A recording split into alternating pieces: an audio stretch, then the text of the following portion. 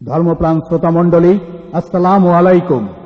আপনারা এখন সেলিম খান নিবেদিত এই ক্যাসেটটিতে শুনবেন আন্তর্জাতিক খ্যাতিসম্পন্ন সমগ্র আরব জাহান ভ্রমণকারী, পবিত্র কুরআন বিষয়ে অগাধ জ্ঞানের অধিকারী এবং সুবক্তা হযরত মাওলানা নাসিরুল্লাহ চাঁদপুরী সাহেবের সুকণ্ঠে ধারণকৃত এই ওয়াজের ক্যাসেট। এই ওয়াজের ক্যাসেটে স্থান পেয়েছে এমন সব বক্তৃতা যা একবার শুনলে ধর্মীয় অনুভূতিতে ভরে উঠবে আপনাদের মন ও প্রাণ। ক্যাসেটটি প্রযোজনা ও প্রাপ্তি স্থান সঙ্গীতা কমপ্লেক্স, 37 নুরুল হক মার্কেট, তৃতীয় তলা, পাটুয়াটুলি, ঢাকা। أعوذ بالله من الشيطان الرجيم. بسم الله الرحمن الرحيم.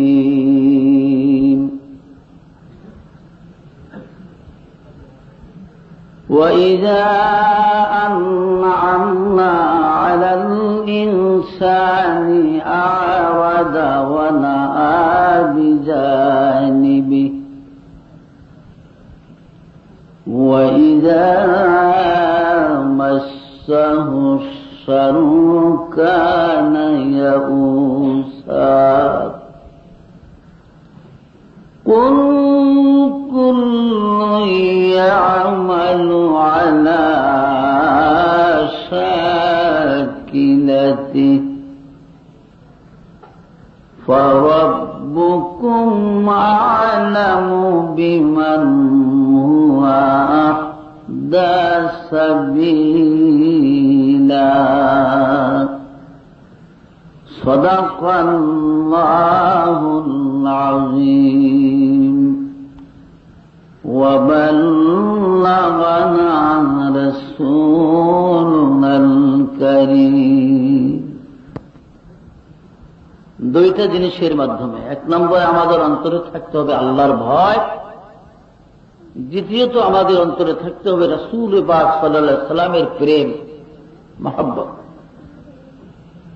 এই দুই জিনিস না থাকা পর্যন্ত খাঁটি মুসলমান মুমিন হওয়া যাবে না এবং আল্লাহর জান্নাত নসিব হবে না। যেমন মহব্বত ছিল সাহাবায়ে কেরামদের, কিরকম মহব্বত। আমি করাচি যখন গেলাম তো করাচি থেকে ট্রেনে বাই রোড ইরান আফগানিস্তান হয়ে যখন বাগদাদে যাই তো পাকিস্তানের সীমান্ত প্রদেশ কোয়েটা শহর থেকে 140 মাইল রাস্তা গেলে সীমান্ত প্রদেশ দালবন্দি করে একটা রেল স্টেশন পড়ে। এটা পাঠানদের এলাকা। এইখানে 8-9 দিন আমাদের গাড়ি বন্ধ রইল, যেহেতু রাস্তায় তুষার বরফ, ট্রেন চলে না। তো করাচি যখন ছিলাম, এক পাঠান ইব্রাহিম নামে, সে ছিল এক অফিসের দারোয়ান, বয়স প্রায় 50-এর উপরে। তো কথা প্রসঙ্গে একদিন দেখি যে 2.5 মাস 3 মাস হয়ে গেল বাড়িতে যায় না। এই লোক আবার আমার খাওয়াইতো, যত্ন করত। তো জিজ্ঞাসা করলাম, क्या भाई इब्राहिम, आप घर क्यों नहीं जाते? तो বাড়িতে কেন যাও না? क्या तुमको बाल बच्चे नहीं, ছেলে মেয়ে নাই তোমার? এটা বলার সাথে সাথে চোখের পানি ছেড়ে দিছে, কান্দে। तो जिज्ञासा करलाम, क्या भाई इब्राहिम, मैंने तुमको घर और बाल बच्चे की बारे में पहुंचा, फिर तुमने रोते हैं क्यों? তোমার বাড়ি ঘর ছেলে মেয়ে সম্মতি জিগাইলে তুমি কান্দো কা? तो पठान बोले कि भाई देखो नसरुल्लाह, कसम खुदा की मैंने अभी तक शादी नहीं किया, আমি বিবাহ করি না এখন, फिर हमको बाल बच्चे कैसे आएंगे? আমি বিবাহই করি না, আমার ছেলে মেয়ে কোথা থেকে হবে? আমি বলি क्यों इतना उम्र तुम्हारा? आप देखो हमारे पठान में कम से कम 10,000 रुपया नकद मोहर देना होता है बीबी को। আমাদের পাঠানদের ভিতরে নিয়ম, বিবিরে মোহর দিতে হয় তো একেবারে গরিব जाना তারাও 10,000 টাকা মোহর দিতে হয়। ये 10,000 रुपये हमने कमाई भी एक साथ कर न सका और शादी भी मेरा नसीब ना हुआ भी था। ये 10,000 টাকা কামাই করে একসাথ করতে পারি না, বিবাহ আমার ভাগ্য হয় না।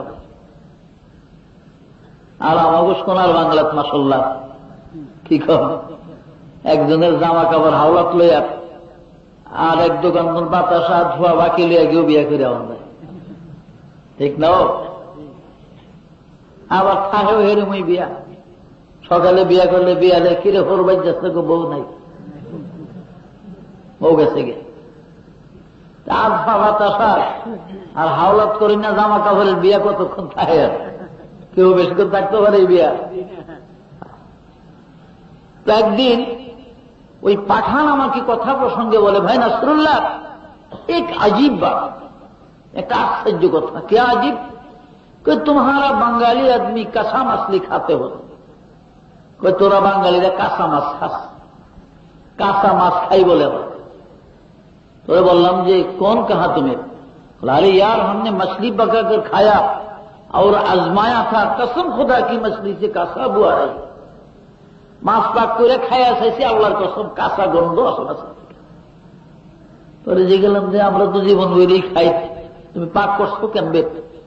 बहुत शान से हमने घी डाला, प्याज लहसुन गरम मसाला सब दिया, आखिर कचाबू आ रही इसलिए हम दही भी दिया। दही दही दही दिसे लगे, अच्छा मासर लगे दही दे में से नहीं बोल रहा हम जे तुम तो अहमक आदमी, अरे मछली में दही डालने तो खमा कर कच्चा बन जाएगी, दही दिले तो हुदो का सौया जाए, कु बुद्धि के दिसे तुम्हारा। तुम किसे पकाते हो? हमारे अंदर तो उधर बंगला बंगाल में ये पकाना का काम तो औरतों का है, ये मर्दों का नहीं। अगर कोई मर्द हाथ से नहीं टांग हिलाकर पका दे तब भी कसाबू नहीं आएगी। আমাদের দেশে বাকশাক করে মেয়েরা পুরুষেরা করে না, যদি কোনো পুরুষে হাত না পাও ঘুরায় যদি ঠ্যাং লাইরেও যদি পাক করে দেয় তবে কাঁচা গন্ধ হইব না। পাঠান যে গরম আমার উপরে ইতনা বড়ি বাক, এত বড় কথা। কারণ মুফতি শফি রহমাতুল্লাহ বলতেন মাঝে মাঝে কি পাঠান কা পুত গাহে আউলিয়া গাহে ভূত, কই পাঠানের ফলা এই আউলিয়ার তনও ভালো আবার ভূতের তনও খারাপ, এমন ফাজিও না। তো যাই হোক, শেষে একদিন পাবলেট মাছাই না পাক করলাম, পাঞ্জাবার কা হাতি সরষের তেল পাওয়া যেত, তো মাছের মজে তো তেল দিয়া, সরষের তেল দিয়া, ঠিক না? সরিষার তেল দেন, আজকে তো বাংলাদেশের অভাব মাশাআল্লাহ। যাই হোক, শেষে খাটি সরিষার তেল আইনা মাছের কড়া ভাজি করেছি, কারণ কাটা গুটো হইলে আবার চেতা যাবো গিয়া। আমরা আইসি অফিস থেকে, ভাইয়া ভাই তুমি क्या पकाया? আমি আজ কাঁচা মাছলি হয়।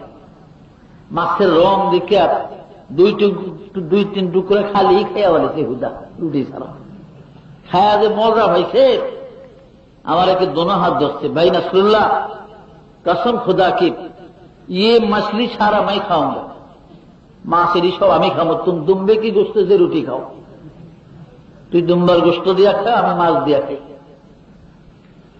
তো এই জন্য বলতেছিলাম, ওই বেলুচিস্তানের সীমান্ত প্রদেশ দালমন্দি রেল স্টেশন থেকে উত্তর দিকে আহমদ আল্লাম একটা বাজার, এই বাজারে যাওয়া যাবে, রুটি রুটি আনতাম।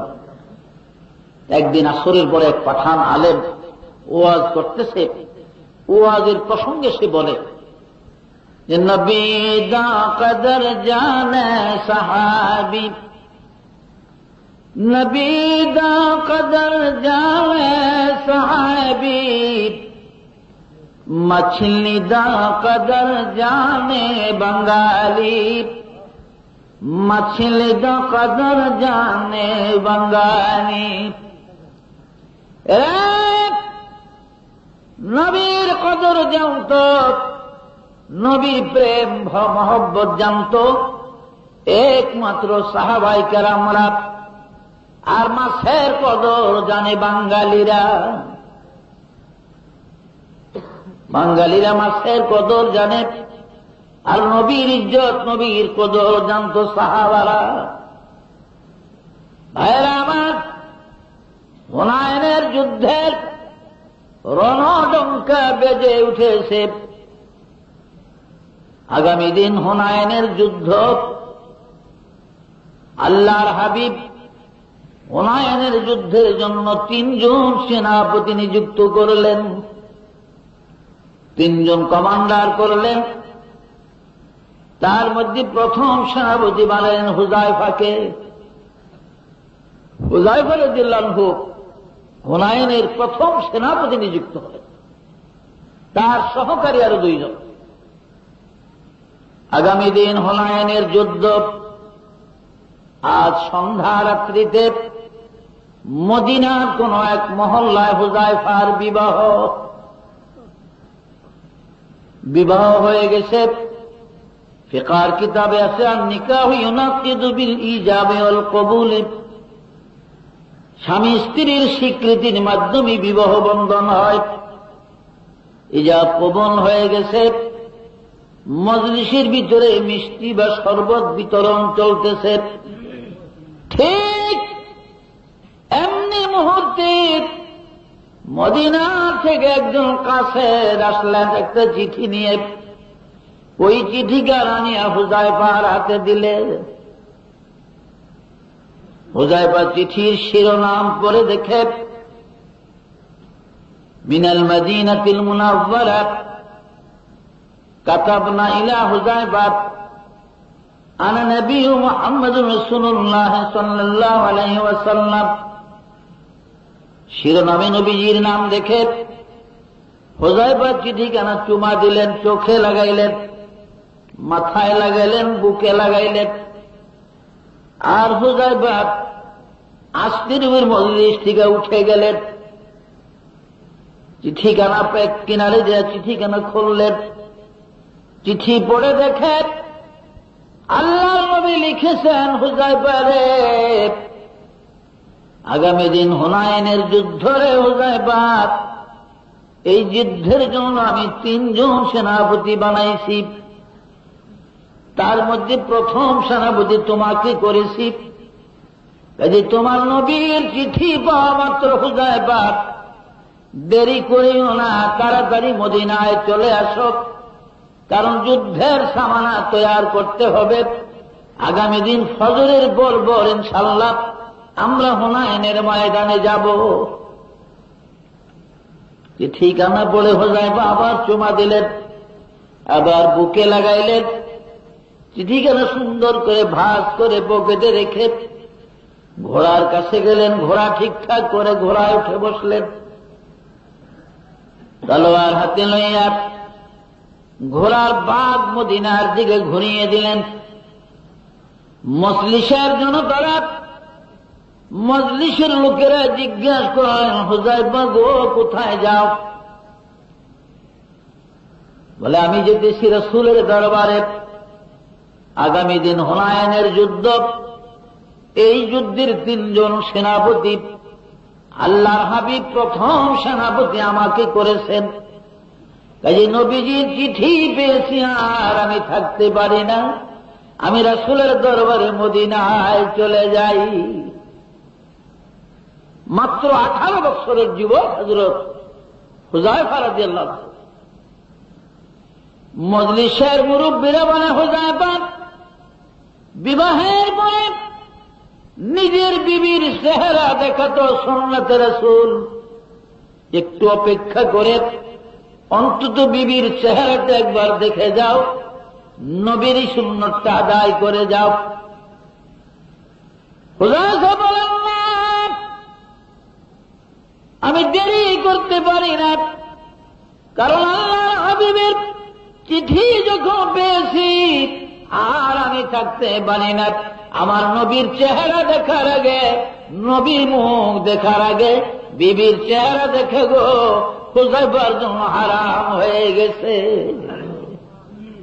কেউ আর তাকে বাধা দিয়ে রাখতে পারলেন না।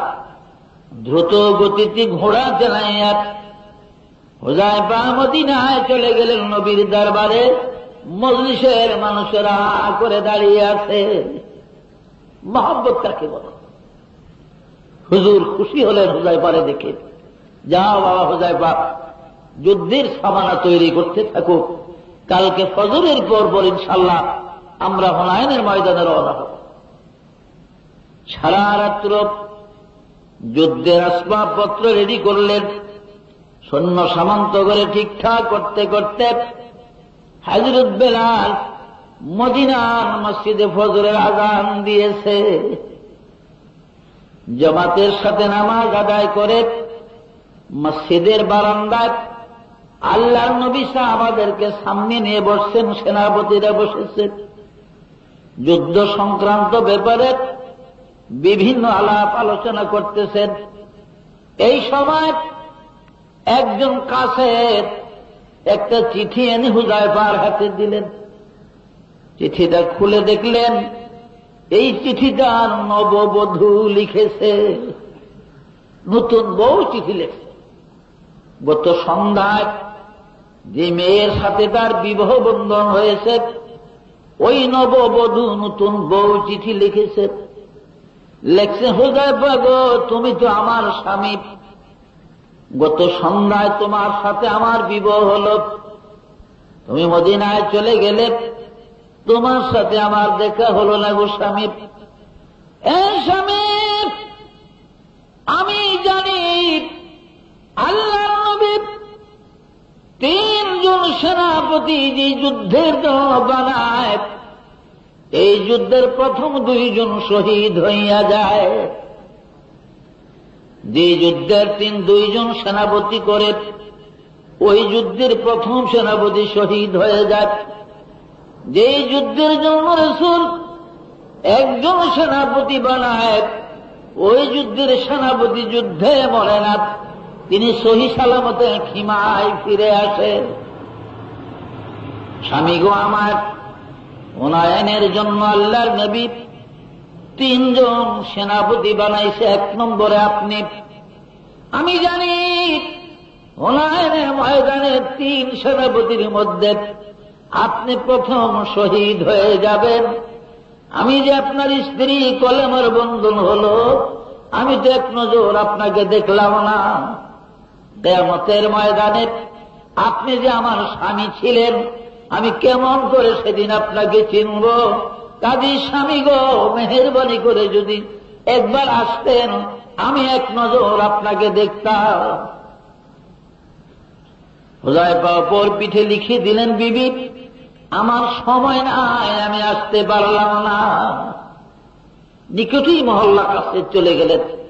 একটু পরে আবার কাছে ফিরে আসলেন, আরেকটা চিঠি খুলে দেখলেন একই চিঠি।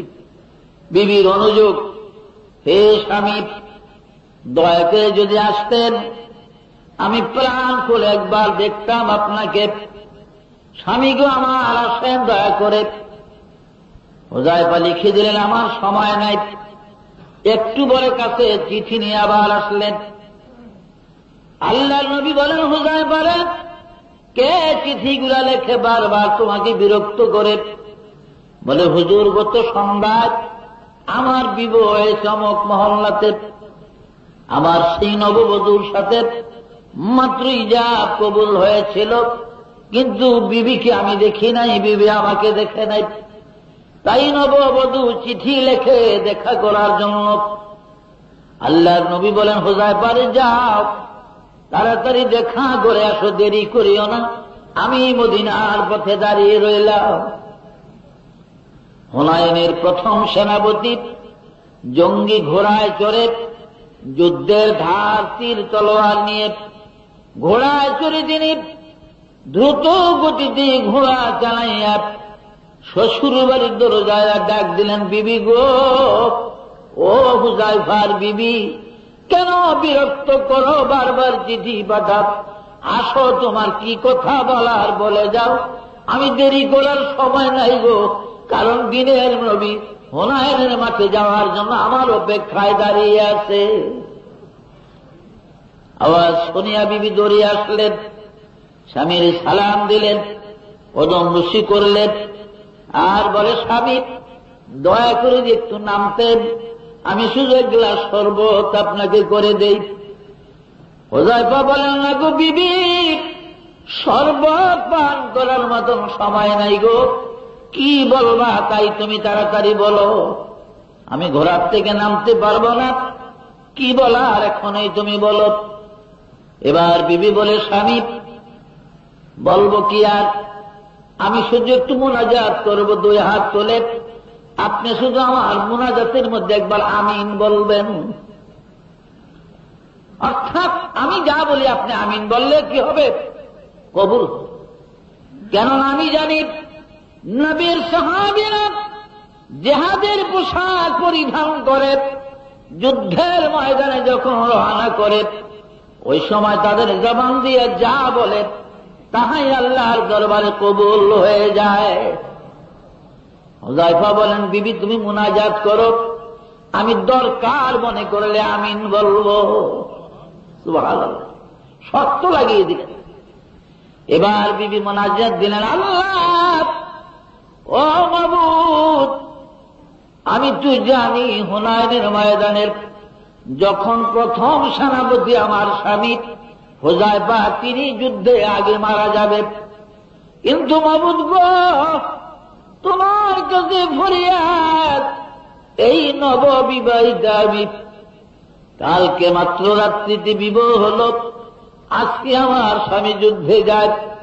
ও প্রভু, এই দুঃখিনীর দিকে চাইয়া মেহেরবানি করে আমার স্বামী হুযায়ফারে যুদ্ধে শহীদ করিও না গো আল্লাহ।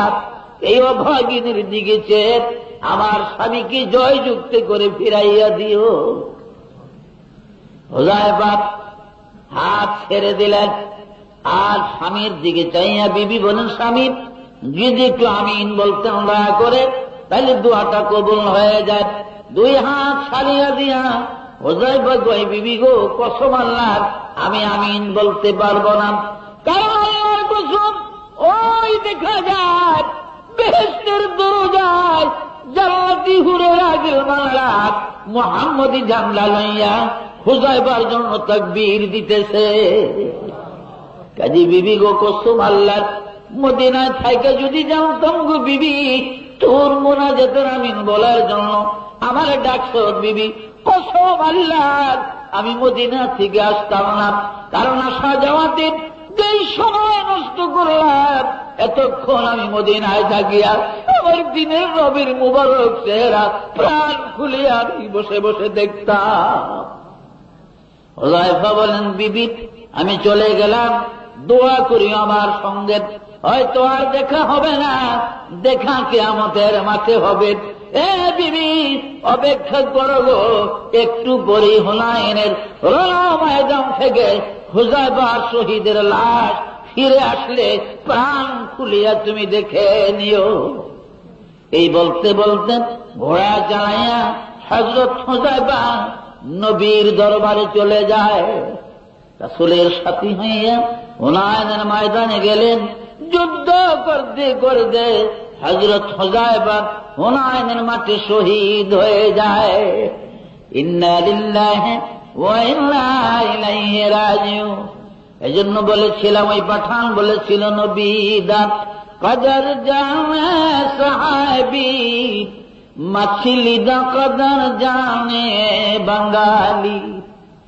নবীর কদর সাহাবীরা জানত, আর মাছের কদর বাঙালিরা জানে। তাই বলছি বাবা, রাসূলের মহব্বত, তুই যেই নবীকে ভালোবাসলে, মহব্বত করলে, মানুষের অন্তর আয়নার মতো হয়। বলেন সুবহানাল্লাহ। ইশকে মাহবুবে খুদা, ইশকে মাহবুবে খুদা, আয়ে দিল জিসসে হাসিল नहीं, लाखों मोमिन हो मगर ईमान में कामिल नहीं, लाखों मोमिन हो मगर ईमान में कामिल नहीं। আল্লাহর ইশক, রাসূলের প্রেম অন্তরে যে পর্যন্ত না আসে, ওই পর্যন্ত মানুষ কামেল মুমিন হতে পারে না। তাই হুজুরের মহব্বত করবে। আল্লাহর নবীর অতি আদরের, অতি মহব্বতের ছিলেন হযরত ইমাম হাসান হুসাইন রাদিয়াল্লাহু তাআলা আনহুমা, 2 ভাই তারা। কত আদরে ছিলেন রাসূল কত ভালোবাসতেন তাদেরকে। অমিয়া যে হযরত ইমাম হাসান এবং হুসাইন রাদিয়াল্লাহু আনহুমা দুই ভাই, তারা মাত্র 11 মাসের বড়, ছোট ছিলেন। হাসান 11 মাসের বড় ছিল আর ইমাম হুসাইন 11 মাসের ছোট ছিল। তারা একদিন দোনো ভাই আল্লাহর নবীর কাছে গেলেন।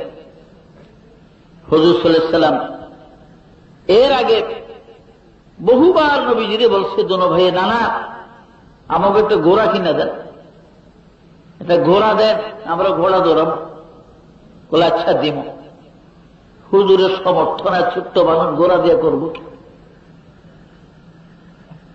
ঈদ के दिन हुसैन गले में पकड़ के मुस्तफा को सब्ज कपड़े दे हसन को लाल जोड़ा दे मुझे आए नाना फरियाद अब से कबूल कीजिए अभी अपने हम दो भाइयों को दो घोड़े दे दौड़े हम मैदान में।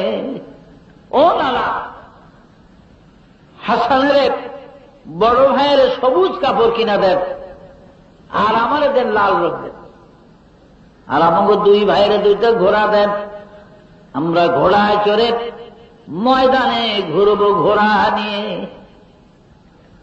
আল্লাহর নবী বলেন ইনশাআল্লাহ দিব।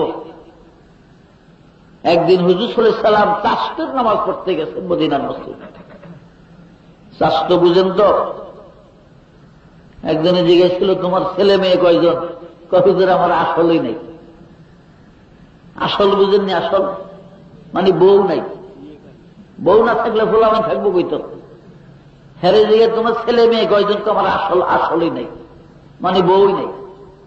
তখন শাস্ত্রের নামাজ জিজ্ঞাসা বুঝে অনেক কিন্তু নামাজই হলে না, শাস্ত্রের খবর রাখবো কইতো না। কি কর? 5 ওয়াক্ত পড়তে পড়তে অভ্যাস হয়ে গেলে সে আস্তে আস্তে তাহাজ্জুদের অভ্যাস হয়। কি বলেন? চাস্ত আওয়াবিন ইসরা কত নামাজ আছে। আমার নানা যান বড় আলেম ছিলেন দেওবন্দের, বোঝেন না? দেওবন্দ থেকে ফারেভিয়া দিল্লি জাকারিয়া মাদ্রাসায় 8 বছর বুখারী শরীফ পড়াইছে। আমার মারে আমার বাড়িতে থাকতো বেশি। বাবা যান আলেম ছিলেন, আবার নানার ছাত্রও ছিল আমার আব্বা। বাদ বাড়ানোর কথা গইয়া চা বানাইতে গইয়া নানায় নামাজও খারে তো মা জিগেই তো এত নামাজ পড়েন তো আমার গো নামাজ আল্লাহ তো পছন্দ করে নামাজ। বলেন সুবহানাল্লাহ। আল্লাহ ভালোবাসে নামাজীদেরকে। বলেন সুবহানাল্লাহ। কাগরে ভালোবাসে? জোরে কয় না, নামাজ পড়ানোর ডরে নাকি? কাগরে ভালোবাসে আল্লাহ নামাজীদেরকে। আপনারা তো পড়েন ইনশাআল্লাহ, যে মাশাআল্লাহ আলহামদুলিল্লাহ নামাজ পড়েন। মাঝে মাঝে আবার যে ছুট না যায়, কারণ অনেকে মনে করে যা হোক দাড়ি দুড়ি পাইকা লোক একের ধরে এলাম নামাজ। দাড়ি পাঠন পর্যন্ত আপনি বাঁচবেন এটা জানা আছেন আপনার? আর সবে গোয়াম কে পর্দা করকে সৌদা কো নাম, हर सब गोयम के पर्दा करके सौदा को नाम, बाज चू पर्दा सवादम रुदरा पर्दा को नाम, बाज चू पर्दा सवादम रुदरा पर्दा को नाम।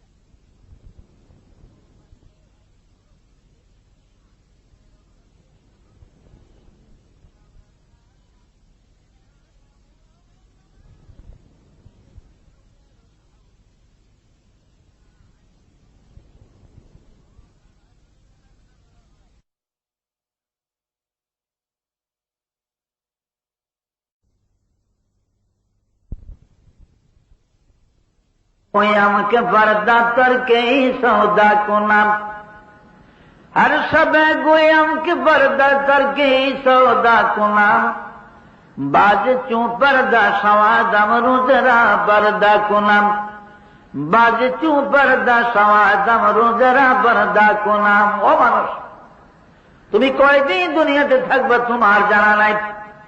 আজকে কর্ম আমল, কালকে কর্ম, 2 দিন পরে কর্ম। এই করতে করতে একদিন আজরাইল এসে যাবে। কাজে তোমার সময় থাকতে, হুশ থাকতে তুমি তোমার সামান তৈরি করো। কারণ আজ কুছ কর লো মুশাক্কত আমল কি ময়দান মে, আজ কুছ কর লো মুশাক্কত আমল কি ময়দান মে, वरना शर्मिंदा रहोगे रोज इम्तिहान में। এই দুনিয়াটা আমলের ময়দান, পরিশ্রমের জায়গা। কষ্ট করে করে তুমি দুনিয়া থেকে তোমার পরকালের সামান জোগাড় করো। কারণ वरना शर्मिंदा रहोगे रोज इम्तिहान में। নতুবা হাসরের কঠিন দিনে, কিয়ামতের বড় ময়দানে, আল্লাহর দরবারে, আল্লাহর প্রিয় হাবিবের দরবারে আমি আপনি সেদিন শর্মিন্দা হয়ে যাব। কাজী ভাইরা আমার, নামাজ পড়বেন সুন্দর করে। আমিয়া আল্লাহ হাবিব চাষের নামাজ পড়তেছেন। হাসান হুসেন দুনো ভাই খালি নানারে বিশ্রায়। নানার পাগল ছিল তো। আম্মা গো, নানা কই গো? বলে দেখি তো না। দেখ, মসজিদও গেছেনি। কারণ ফাতেমা তো জানে বাবার খবর। বাবারে না পাওয়া গেলে কই গেলে পাওয়া যাইব? আল্লাহ নবীরে যদি পাওয়া না যায় তো কোথায় পাওয়া যাইব? মসজিদে পাওয়া যাবে। মুসলমান আর আমাকে দেশে মানুষ যদি পাওয়া না যায় তাইলে হইলে বেআইনের দেশে গিয়ে না, এটা রানী মহল্লা। কি কর, রানী মহলের দুয়ারও খারিয়া থাকি দেখা যাইব। বেআইনের লাগে নানান কিসিমের আলাপ আলাপ। মাসাল্লাহ। আহা, তো ভাইরা আমার, দোনো ভাই দৌড়ায় গেছে। চল মিয়া ভাই, আজকে ঘোড়া আদায় করবো। ইমাম হুসাইন আজকে ঘোড়া আদায় করে স্যার কলাইছে গিয়া ঘোড়া কিনা দেওয়ার ডরে যায়। দেখে যে নবীজি সিজদার ভিতরে। মিয়া ভাই উঠ তাড়াতাড়ি, এই যে ঘোড়া। আজকে না নাই ঘোড়া হয়ে গেছে গিয়া। চল দৌড়ালি, ঘোড়া ভালো করিয়া ফাল দেওয়া যায়। এবং হুসাইন হুজুরের ঘাড়ের উপরে বসছে। ভালো। আর দোনো কান ধরছে, কানের লেগাম বানাইছে। হাসানের কই মিয়া ভাই পিছিয়ে, আমার পিছিয়ে দিয়া তুই বয়, পিছনে দিয়া। ইমাম হাসান পিছনে বসে। কোনানার চুল ধর, লম্বা চুল আছে, মাথায় বাবরি চুল, একবারে 2 দিক থেকে চুলের ভিতরে ধরছে ইমাম হাসান। আর হুসাইন ধরছে দোনো কানের মধ্যে। এইবার খালি খাবরায়, ইয়া আল্লাহ রূহ এমসি ইয়া হামাইয়া ফেরেস, ও গোড়া হাঁটতে থাক। কি গো না আটো না গা, কত কইছিলাম ঘোড়া কিনা দিতেন, আজ যে ঘোড়া পাইছে। আমোদ করে দোনো ভাই। ভাইরা আমার, অনেকক্ষণ হয়ে গেছে। আল্লাহ নবী মাথা উঠাইতে পারে না সিজদা থেকে। রাসূল ইচ্ছা করলেন হাত দিয়া দোনো ভাইকে ঘাট থেকে পিঠের দিকে নামায়া দেবে হাসান হুসাইনকে। আল্লাহ নবী ডাইন হাত খান মাটির থেকে বাবা সিজদার থেকে যখন হাত উঠান আরম্ভ করলেন, হুসাইন এবং হাসানকে নামিয়ে দিবেন, এমন সময় জিবরাইল হাজির হয়ে যায়। জিবরাইল বলেন, ইয়া হাবিবাল্লাহ, হে দিনের নবী গো, খবরদার হাসান হুসাইনকে পিঠের থেকে নামাইবেন না। এই দৃশ্য আমার মাবুদ দেখতে চায়। যখন আপনি হাত বাড়াইছেন ওদেরকে নামিয়ে দেওয়ার জন্য, সাথে সাথে আল্লাহর আরশের মধ্যে কম্পন এসে গেছে। মাহমুদ আল্লাহ আমাকে পাঠিয়ে দিয়েছেন, যারে জিবরিল যায় আমার বন্ধুরে জানায় দে, যদি হাসান হুসাইনকে পিঠের দিকে নামাইয়া দেয় আমার আরশ রাখা কষ্ট হবে। ইয়া রাসূলুল্লাহ, আল্লাহ পাক বলে দিয়েছেন ওরা 2 ভাই ইচ্ছা করে নবী গো, যে পর্যন্ত আপনার পিঠের দিকে না যাবে আপনি নিজে ধরিয়া নামাইবেন না। সুবহানাল্লাহ। তাহলে বুঝা গেল শুধু তারা 2 ভাই নবীর আদরের ছিলেন না, আল্লাহর আদরের ছিল। বলে সুবহানাল্লাহ। ভাইরা আমার, যাই হোক, দোনো ভাই মন মতো নবীর পিঠে থাইকা এবার দেখি যে আল্লাহ নবী মাথা উঠায় না। ভাইয়েরা আমার, এবার দুটো ভাই নবী, ডান দিক দিয়ে ইমাম হাসান, বাম দিকে হুসাইন, রাসূলের গলায় দরিয়া নবীর দুই গালের ভিতরে চুমা খেতেছে। আর কয়, নানা ও নানা গো, কথা গো না কেন নানা? নবীর গালে চুমা দেয় দোনো ভাই, আর বলে, নানা আসো আমাদের সাথে আসেন নানা, আম্মা রুটি বানাইছে, একসাথে যায় আমরা খাই। ঘরে আসলেন, মা ফাতেমা আছেন বসা, রাসূল বসা, হাসান হুসাইন দুই ভাই। এই মুহূর্তে আলী কারামুল্লাহ ওয়াজহ আসলেন। এবার দোনো ভাই নবীজিরে কয়, নানা আজকে কথা বলতে হবে। বলে কি? বলেন তো দেখি নানা গো, আল্লাহর দরবারে আপনার মর্যাদা বেশি না আমাগো মর্যাদা বেশি? আমাগো দুই ভাই আল্লাহর কাছে মর্যাদা বেশি না আপনি বেশি কম? নবীজি বিপাকে বেড়ে গেছে। কই, ভাই আমি কইতে পারবো না, তোমরা কও। আমরা যদি বলি আপনার চেয়ে আমাদের মর্যাদা আল্লাহর কাছে বেশি, হুজুর হাসে আর কই, কিভাবে কও দেখি? বলে, শুনে আমাদের বাবা হলেন শেরে খোদা হযরত আলী কারামুল্লাহ ওয়াজহ, যিনি আল্লাহর বাগ, যিনি কোন যুদ্ধে জীবনে পরাজিত হয় না। খায়বরের যুদ্ধে যিনি নিজের ঢাল ভেঙ্গে গেলে যুদ্ধের 8 সমন ওজনের কিল্লায় কামুসের কপাট ভেঙ্গে ঢাল বানায় যুদ্ধ করছে, তিনি হলেন আমাদের বাবা হযরত আলী কারামুল্লাহ ওয়াজহ। আপনার বাবা কোন যুদ্ধের সেনাপতি? নবীজি মুস্কি হাসে, আবার চোখের পানিও পড়ে। এবার বলেন, নানা যান, আমাদের মা হলেন খাতুনে জান্নাত হযরত ফাতেমা, সাইয়্যিদাতুন নিসায়ে আহলিল জান্নাত।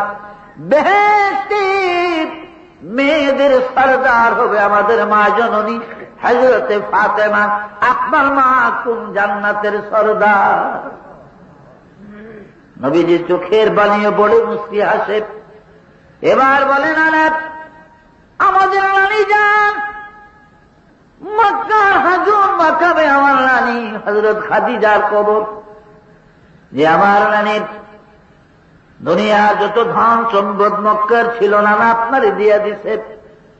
এরপরে আমার নানির হযরত খাদিজাতুল কুবরা, এবং ছিলেন তিনি এই পৃথিবীতে আপনি গারে হেরা থেকে যেদিন কোরআন নিয়ে কলেমা নিয়ে আসলেন, অতি প্রথম আমার নানি খাদিজা ঈমান এনেছে, মুসলমান হয়েছে। আপনার মা কয় নম্বরের মুসলমান? হুজুর চোখের পানি পড়ে। এবার বলে, নানা গো, আমাদের নানা হলেন আখিরি পয়গম্বর, দুজাহানের সরকার, উম্মতের গাওনের শাফি ও মুজনবী। আমাদের নানা নবী মুহাম্মদুর রাসূলুল্লাহ সাল্লাল্লাহু আলাইহি ওয়াসাল্লাম, সমস্ত নবীদের সরদার। আপনার নানা কোন নবী? হুজুর হাসলেন, দোনো ভাইকে বুকে জড়ায় নিলেন। হাসান হুসেন রে, সত্যি তোমরা আমার চেয়ে অনেক বড়, আমার চেয়ে অনেক বড় তোমরা। এবার আরেক প্রতিযোগিতা দুই ভাইয়ের। হুসাইন কয়, নানা ও নানা যান, বড় ভাই বলতেছে আমার সে বলে তার মর্যাদা বেশি, আমি বলি আমার মর্যাদা বেশি। আপনি একটু বিচার করিয়া দেন নানা, মিয়া ভাইয়ের মর্যাদা আল্লাহর কাছে বেশি না আমি হুসাইনের মর্যাদা বেশি? এটা ঠিক করে দেন, বাও করে দেন। আল্লাহর কাছে কি আমার সম্মান বেশি না আমার বড় ভাই হাসানের সম্মান বেশি? হুজুর বলে গেছে, বিভাগীরা কেববে কই যাবে। বলে, একটা কাজ করো তো, তোমরা দুরু ভাইয়ের কলেমা বইরা শোনাও আমারে, যার কলেমা বেশি সুন্দর হইব সে বড় হবে আল্লাহর কাছে।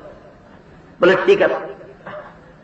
প্রথম ইমাম হাসান রাদিয়াল্লাহু আনহু কলেমা পড়লেন, ছোট ভাই হুসাইন কলেমা পড়লেন।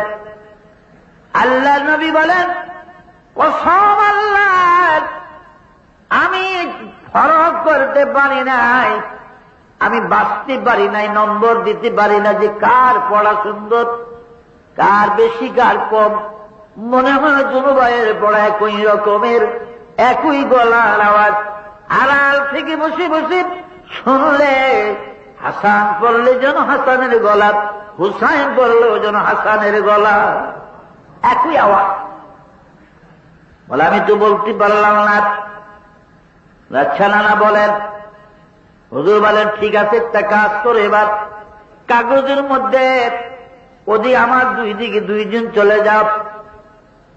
হাসান এ দুই দিকে মুখ করে, হুসাইন আর একদিকে মুখ করে বসে বসে কাগজের মধ্যে দুহে কলেমা লিখে আনো রে। যার লেখা সুন্দর হবে তার মর্যাদা আল্লাহর কাছে বেশি হবে। এবার দুই দিন ঠিক আছে, দুনো ভাই নিরালা বসে কলেমা লিখা নবীজির হাতে দিলেন। হুজুর বলেন, কসম আল্লাহর, কোনটা হাসানের লেখা কোনটা হুসাইনের লেখা আমি বলতে পারলাম না। মনে হয় দুটাই যেন হুসাইনের লেখা, দুটাই যেন ইমাম হাসানের লেখা। একটা নোক্তা, একটা অক্ষর, একটা শব্দের অমিয়াত নজের জবর পেশের মাপ কাঠি একটু বেশ কম হয় না, সব সমান। ইমাম হুসাইন গালি গোয় কন্যা নানা বলেন না কার মর্যাদা বেশি। কলেমা তো লিখে শুনলাম দোনো ভাইয়ের। আল্লাহ নবী বলেন, এইবার তোমরা দুজন সমানে সমানে দাঁড়াও। যে একটু লম্বায় বেশি হবে তার মর্যাদা আল্লাহর কাছে বেশি হবে। হুজুর মনে করলেন হাসান তো 11 মাসের বড় বয়সে, হাসান একটু বড় হবে। এবার দোনো ভাই দাঁড়াও দেখি। বন্ধুরা আমার, যে নাকি দোনো ভাই দাঁড়াইলেন, সঙ্গে সঙ্গে জিবরাইল আমিন এসে গেলেন। জিবরাইল একটা মাপ কাঠি আনলেন। এই মাপ কাঠি দিয়ে জিবরাইল রাতে হাসানকে মাপলেন, হুসাইনকে মাপলেন। কাঠির মধ্যে এক চুলি পরিমাণ বেশক্ষণ হয় না, মাপের মধ্যে দুনো ভাই সমান। জিবরাইল বলে, ইয়া রাসূলুল্লাহ, আল্লাহ পাক আমাকে এই মাপ কাঠি নিয়ে পাঠাইছে। হাসান হুসাইনের মর্যাদা সম্বন্ধে আপনি বলতে পারবেন না গো রাসূল। আল্লাহ পাক এই মাপ কাঠি দিয়েছে, এই মাপ কাঠিতে যদি যে বড় হবে তার মর্যাদা বেশি হবে। এবার মাপ কাঠি লাগাইয়া দেখে ওই মাপ কাঠি দোনো ভাই সমান। জিবরাইল বলেন, ইয়া রাসূলুল্লাহ, আল্লাহ পাক জানিয়ে দিয়েছেন এরা হাসান হুসাইন দোনো ভাই আল্লাহর কাছে সমান মর্যাদা। দোনো ভাইয়ের বলেন সুবহানাল্লাহ। ভাইয়েরা আমার, সে হযরত ইমাম হাসান এবং হুসাইন রাদিয়াল্লাহু আনহুমা তাদের জীবনী, তাদের ইতিহাস পড়তে গিয়ে অনেক সময় আমরা না বুঝিয়া আমিরি মাবিয়ার উপর অনেকে তোহমত দিয়েছে। কিন্তু হুজুর সাল্লাল্লাহু আলাইহি ওয়াসাল্লাম বলেছেন, খবরদার না, তোমরা কারবালার কাহিনী আলোচনা করতে যাইয়া এজিদ সংক্রান্ত ব্যাপারে খবরদার।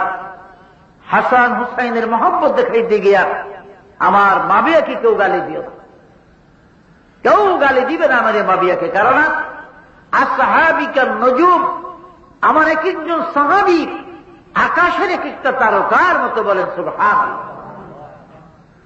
আমির মাবিয়া হুজুরের কাতিব ওহী ছিলেন, নবীজি ওহী লিখতেন, তিনি বড় আলেম ছিলেন। এছাড়া তিনি যখন আমির মাবিয়া দামেস্কের গভর্নর ছিলেন, আর ওমর ইবনুল আস মিশরের গভর্নর ছিলেন, এই সময়ে মিশরে যখন নাকি গোলমাল লাগলো ইহুদিদের সাথে, যুদ্ধ সৈন্যের প্রয়োজন, হযরত আমির মাবিয়া প্রথম তিনি নৌবাহিনী আবিষ্কার করেন। আজকে আমেরিকার 7ম নৌবহর, রাশিয়ার 8ম নৌবহর, বিভিন্ন দেশের নৌবাহিনী, এই নৌবহর প্রথম আবিষ্কার করেছে নৌবাহিনী হযরত আমির মাবিয়া রাদিয়াল্লাহু আনহু বলেন সুবহানাল্লাহ। তিনি সর্বপ্রথম নৌবাহিনী গঠন করে ওমর ইবনুল আসের সাহায্যের জন্য মিশর পাঠিয়ে দেন। তখন থেকে বিজাতিরও আস্তে আস্তে এই নৌবাহিনী নৌবহর বানাইবার শিখতে থাকে তারা। আমির মাবিয়ার আগে পৃথিবীতে নৌবাহিনী ছিল না, বলেন সুবহানাল্লাহ, কোন নৌসেনা ছিল না। আর তিনি নবীকে কত ভালোবাসতেন। ইন্তেকালের সময়, মৃত্যুর সময় কোমরের থেকে একটা শিশি বাহির করে এক সাহাবীর হাতে দিলেন। সাহাবী জিজ্ঞাসা করে, হুজুর কি এগুলাতে এই শিশি দেন?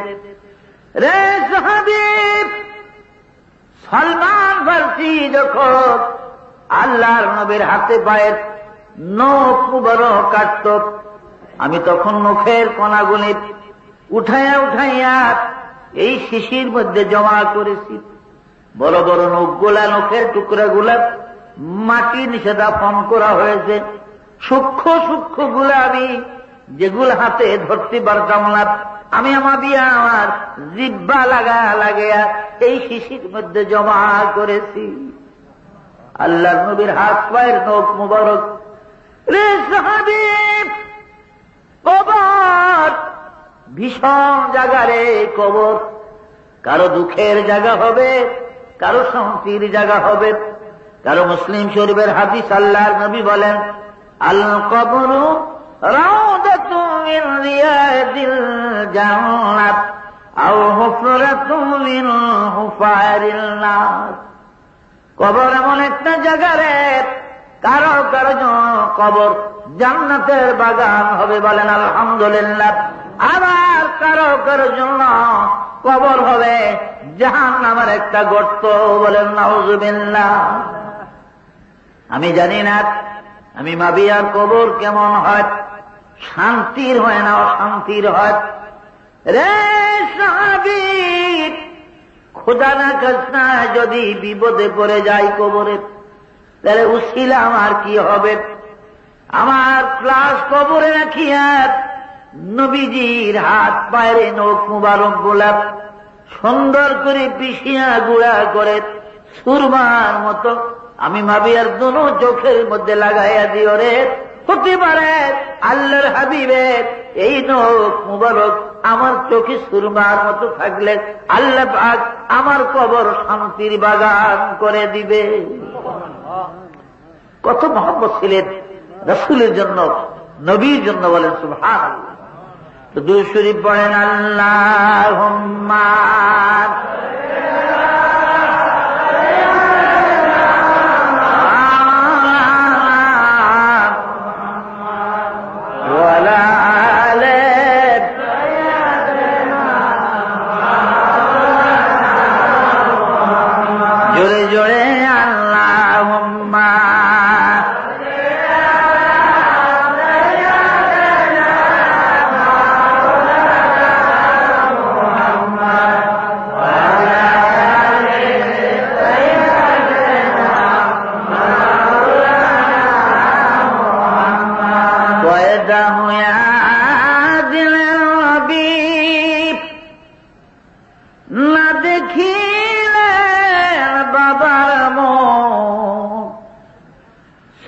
বৎসরের কালে নবী হারাইলেন মায়ের বুক।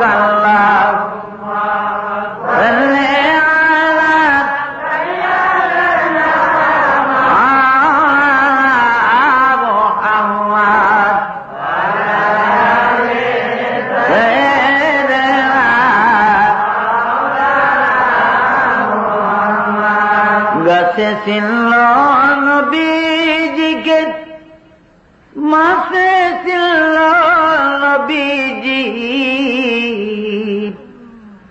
উম্মত হইয়া চিনিলাম না, চিনল বনের হরিণী। আল্লাহ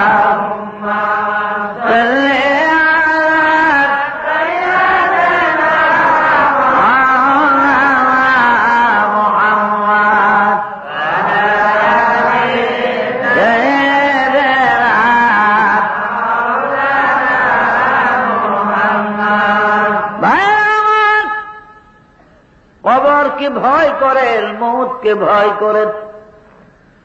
কারণ মौत को तुम दूर न समझो, अरे मौत है हर दम करीब। मौत को तुम दूर न समझो, मौत है हर दम करीब। तुमको मोहलत ना दी जाए लब हिलाने के लिए, तुमको मोहलत ना दी जाए लब हिलाने के लिए। মৌতকে দূরে মনে করিও না, মৌত আপনার আমার অতি নিকটে। আজরাইল যেদিন এসে যাবে, ঠোঁট লাড়বার মতন সময় দিবে না। সময় দিবে না বাবা, বিশ্বাস করেননি আসলে আমার কথা। হ্যাঁ, বিশ্বাস করলে জুমার সময় যা মুসল্লি হয়, আসরের সময় চুগন হয় না। কি কর, ফজরের সময় আরো কইমা যায়। বিশ্বাস তো করেন, নামাজে মুসল্লি যায় না। কারণটা কি? কি বিশ্বাস বাবা? এক হুজুরে ওয়াজ করে, তো ওয়াজ করে ফুলসেরাতের রাস্তা 30,000 বৎসরের চুলের তনু চিকুন, হীরার তনু ধার, অমাবস্যা ছি অন্ধকার, গুনাগারেরা কেমব হইবেন পার। এক বুড়ি ফাঁসের থেকে কয় যে হুজুর এত ডর দেখেন না, এত ডর দেখেন না।